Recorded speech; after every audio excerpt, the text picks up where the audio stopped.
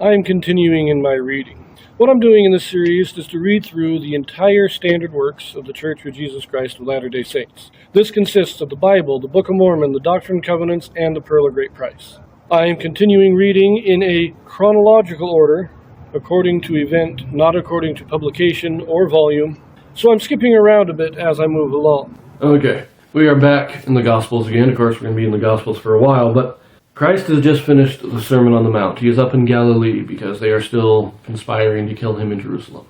Once he has finished the Sermon on the Mount, which consists of some basic teachings to the people and instructions to the apostles, he is now back out kind of traveling in the towns. He is called on by the centurion to heal his servant, which he does. All very nice stories.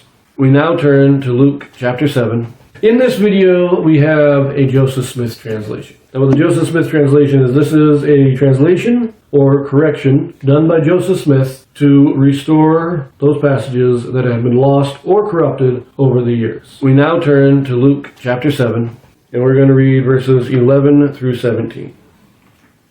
And it came to pass the day after that he went into a city called Nain, and many of his disciples went with him, and much people. Now when he came nigh to the gate of the city, behold, there was a dead man carried out, the only son of his mother, and she was a widow. And much people of the city was with her. And when the Lord saw her, he had compassion on her, and said unto her, Weep not. And he came and touched the bier, and they that bare him stood still. And he said, Young man, I say unto thee, arise. And he that was dead sat up and began to speak, and he delivered him to his mother.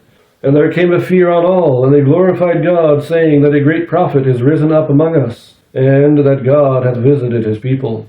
And this rumor of him went forth throughout all Judea, and throughout all the region round about. And the disciples of John shewed him of all these things. This is a very touching story, and it is unique to the Gospel of Luke, and no other writer records the story. So Christ has just given the Sermon on the Mount. He comes out, goes to Capernaum where he heals the centurion servants. And the next day, he is traveling. He's going to go to the next town to do his preaching. And as he is coming to the city of Nain, a funeral procession is coming out of the city gate, where a woman is going to bury her only son, a widow woman. And being a widow woman at this time, your son, you'd be the one to take care of you. You would be under the care of your son.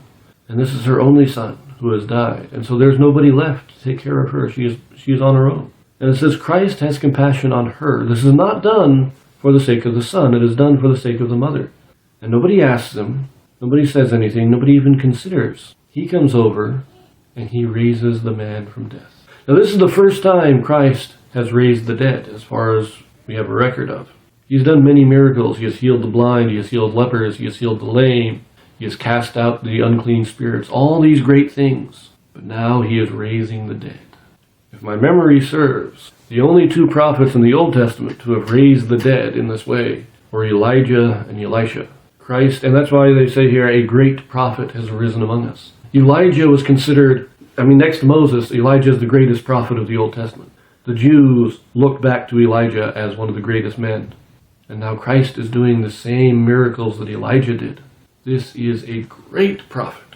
And they go and tell John the Baptist. Remember, John the Baptist was arrested about 6 months earlier. And so they're going to tell John the Baptist while he is in prison. It's a beautiful story. And it really shows, I'm surprised that Mark didn't include it, because it really does show the compassion, the human side of Christ.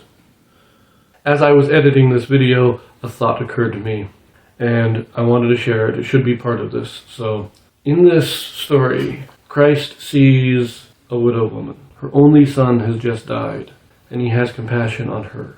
Remember, most likely, Joseph is now dead, and Mary, the mother of Christ, is now a widow. And while Christ has brothers, and so Mary is not left completely alone, there are those who are able to take care of her. Seeing this widow woman, I think Christ had a kind of special compassion for her, because it reminded him of his mother. And that is why, possibly, without asking, without being prompted, he saw her, he had compassion on her, because she reminded him of his mother, and he went over and raised her son, because he didn't like the thought. He did the thought of his mother being without comfort without somebody to care for her. I think that makes the story just a little bit more poignant. But let us look at the Joseph Smith translation. There's not much here, mainly just grammatical updates. In verse 12, that last clause there in the King James says, "And much people of the city was with her."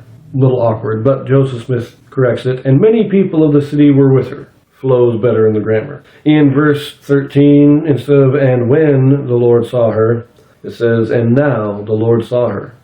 And it's just minor grammatical. It makes it flow just a little better.